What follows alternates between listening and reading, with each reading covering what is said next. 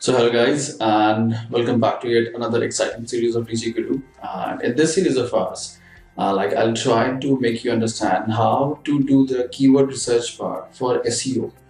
So many of my students do face this problem while doing the on-page SEO. That how to figure out among the keyword which is the best keyword for me, and how should I use that, right? While doing the on-page SEO, the first thing that if your website is made on WordPress, so probably you might be using the tool called as Yoast SEO. Right? In Yoast SEO, we need to put the important keywords right on the heading H1 and H2 and H3 on permalinks, that is called slug event in the language and in the meta descriptions. So out in this video series, I will be telling you how to use the Yoast SEO or how to do the SEO part. Fine, but I would be showing you a concept. I would be telling you a way that among whatever the keywords you're having, how to figure out the best keywords and how to use that thing, right? So while doing the on-page SEO, the biggest mistake or the people that sometimes do the mistake is that they perceive that which keyword might be good for them rather than having a logical justifications or having any calculations for the keywords. They may go on their perception that this keyword might be good for me, that keyword might be good for my business, and people might be searching for that. But ideally, in case of digital marketing, we don't use perception. We need to have a calculation in order to understand which is a good keyword for me, right? Now I'll be showing you a small calculation work through which you can identify among the sets of keywords that you have planned to use which is the most important keyword for you and which is the keyword that you might, even if you leave it, that might not affect your on-page SEO part, right? So in this strategy or in this calculation, we require two kinds of information. The first informations or the first data that we require is called as an average monthly search. Fine. The average monthly search, you can easily get it with the help of the Google Keyword Planner.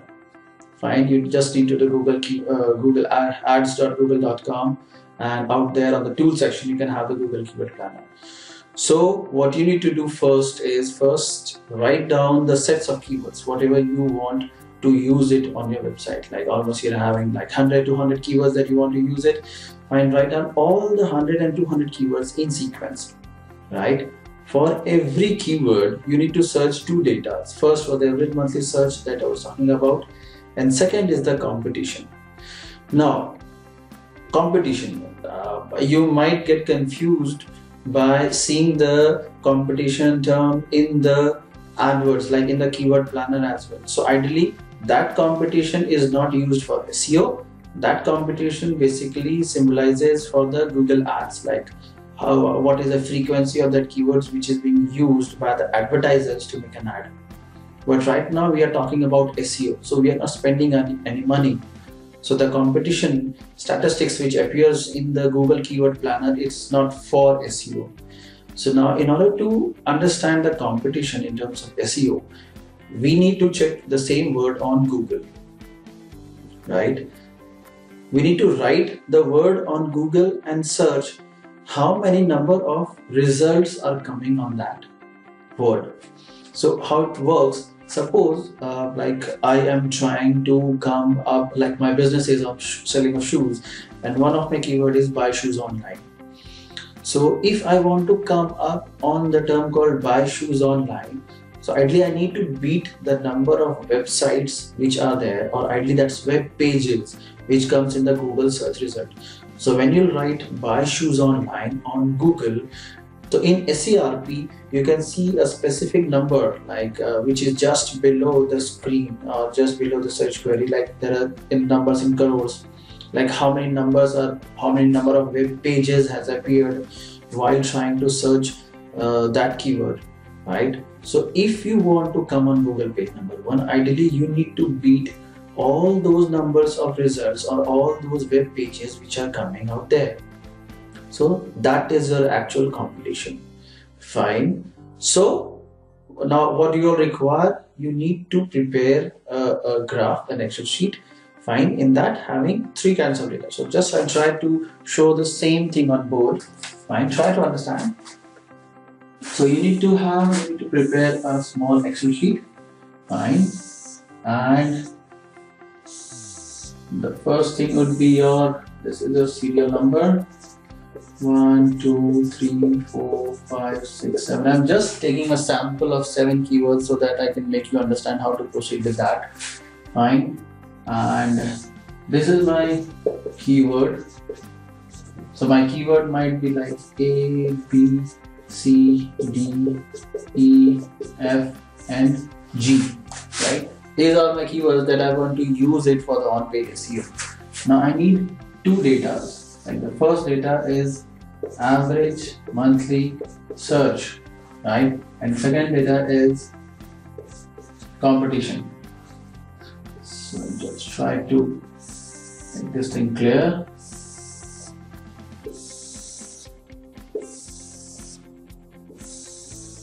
Right.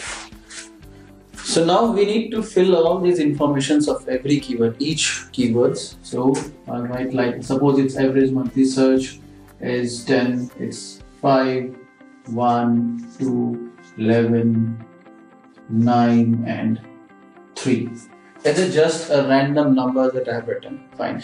Ideally, these numbers may be very big or very small, but you need to just try to understand the concept so that you can implement the same thing while you are having your actual data.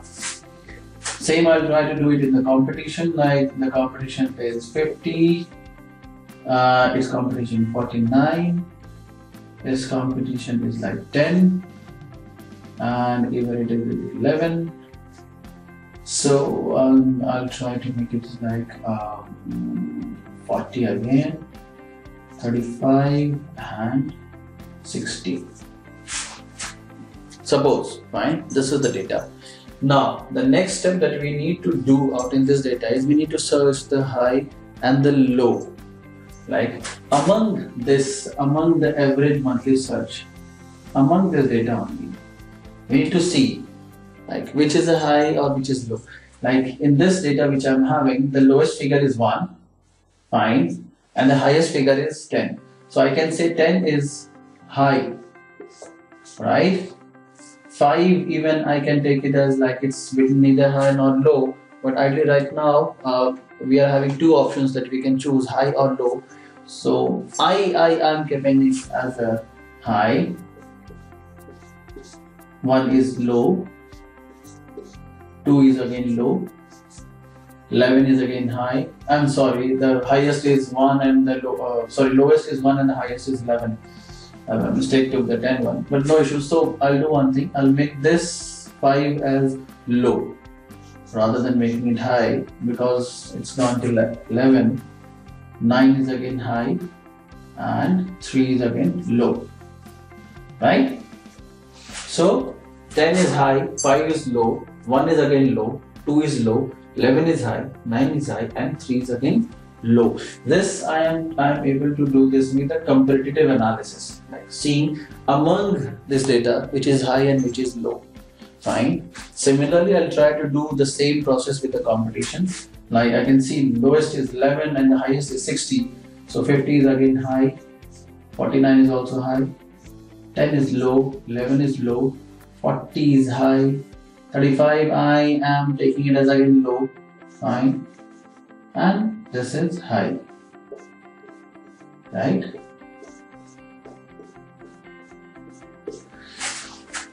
So if you see properly out here, there are 4 combinations, the maximum 4 kind of combinations of high and low figures can be made. The first combination would be high high, second is high low, third is low high, and fourth is low low, right? Low average monthly search and high competition. The same high average monthly search and low competition, low average monthly search and high competition, low average monthly search and low competition. So if I see properly, the first A, this is falling under H combination, B is falling under low high combination, C is low low, D is again low low, 11 is again high high, 9 is high low, and this thing is low high. Fine. So by this, now next step after doing this kind of combination, what you need to do is you need to make 4 different sheets of Excel, where in every sheet you will be having different combination of this. First sheet would be having all the keywords which are falling under high category. Second is that sheet which will be having under high low. Similarly, the third low high, and fourth is low low. Now every kind of combination is having a specific meaning, like what does a high keyword means, what is a high low keyword stands for. So if I talk about a high and a high combination keyword, so it is one of the most I'll say important keyword for me, right? So why important? High means high average monthly search. What does a high average monthly search keyword stands for? Means people are looking for that keyword. And high competition, which means the people are also working using that keyword while trying to do an SEO, right? Suppose you are trying to start a new business. Suppose it's a business of any goods or services. So ideally you will try to keep that goods and services which all your competitors are having, and even what people are looking for. Fine. So this is the first most important keyword for you, having high average monthly search and high competition. So, and the second kind of combination is high average monthly search and low competition. So this is your opportunistic keyword, right? What opportunistic keyword?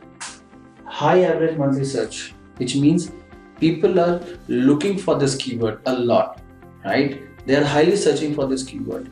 Low competition, which means there are very less amount of web pages which are made using that keyword, right? So people are looking for X product in the market, but there are very small players or very few players who are selling that product or giving that services. So if tomorrow you start working on this keyword, so that's you're having a very good opportunity or very good chances that you can come up very soon on that keyword in Google's search result, right?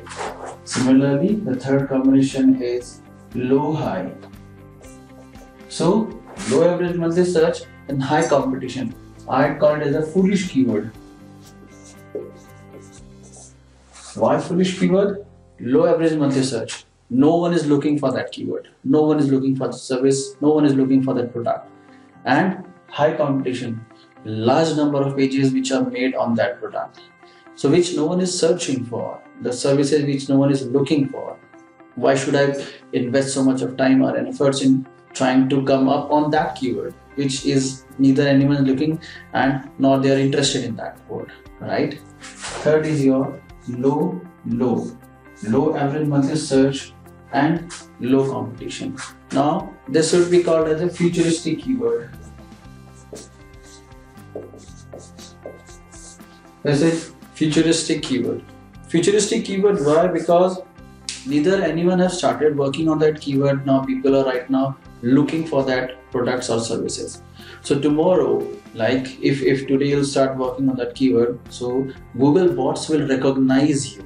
They'll understand. They'll recall you ki X keyword means this domain name. So the moment your competitors will try to come up on that keyword, you have already made a big difference from them by using that keyword from initial.